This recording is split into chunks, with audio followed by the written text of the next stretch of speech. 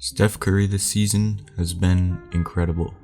After what he's done so far this season, it's safe to say he's back. And while he was gone and away from an injury, it seems like a lot of people want to act like he somehow fell off. With so many narratives now just trying to bring Curry down, most of them being that Curry can't carry a team and therefore is somehow overrated, even now that the Warriors are winning, there's still a lot of unnecessary hate for Curry. Here's why Steph Curry is still great and one of the greatest point guards of all time. Now before we get this video started, as always I want to say, if you like this kind of content, consider subscribing. Let's get right into it. Only a 3-star recruit coming out of high school due to his size and body frame, Curry went to Davidson for college, a school that's not in any way known for its basketball program. From his freshman year, Curry's impact on the Wildcats was clear. Scoring 21 points per game on 3.5 threes, he stepped it up the next season, scoring over 25 points per game and making 4.5 threes per game with 44% efficiency. Already 2 years into college, he was shooting threes at a higher rate and efficiency than we'd seen at the time. In fact, in the 2007 NBA season, teams only made 6 threes per game on average. Steph Curry was shooting as much as some NBA teams when he was still in college. He was able to carry his team to the Elite 8, only 3 points away from the Final Four, making for one of the best college seasons in recent history.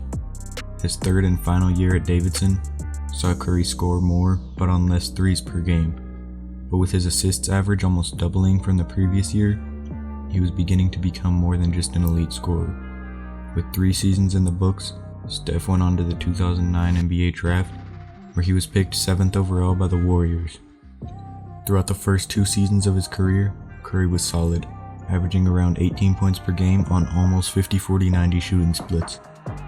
While he wasn't making as many threes as he would in the future, he was still a great efficient scorer and a solid playmaker as well. After an injured 3rd season, Curry would return for the 2013 season, averaging 20 points per game for the first time and taking his team to the playoffs as a 6th seed. The Warriors were able to upset the Nuggets in a 6-game series before being eliminated in the second round. While nothing too special happened in 2013, it was the most wins the team had since 1994 and the start of a long streak of greatness. 2014 was Curry's first All-Star season, averaging 25 points per game and a career-high 8.5 assists per game. While Curry improved personally, the team only improved by 4 wins, getting the 6th seed again and losing in 7 in the first round. While it was a relatively successful season, after replacing Mark Jackson with Steve Kerr that offseason, the new coaching along with natural improvement from Curry and Klay Thompson, the Warriors, as we know, won the 2015 championship, with Curry as MVP. The new off-ball oriented system implemented by Kerr was perfect for Steph. As we know, Curry from 2015 through 19 was incredible, never making less than 4 threes a game. But his game is more than just stats. Unlike most superstar point guards today, like Westbrook, Lillard, or Kyrie, Curry doesn't have the ball for the majority of the time. Steve Kerr adopted a Phil Jackson-inspired off-ball system, and Curry is the perfect player for that. Many superstars like James Harden or even LeBron don't necessarily play well in an off-ball system, so Curry is special for having that ability. He could easily keep playing in a ball-dominant system and put up great numbers, but off-ball systems and players have proven to make the team better and get wins.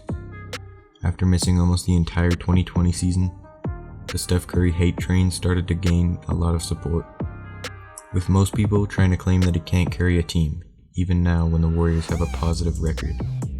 I think part of this is the expectations of contending that a lot of people had from the Warriors as far back as the draft lottery.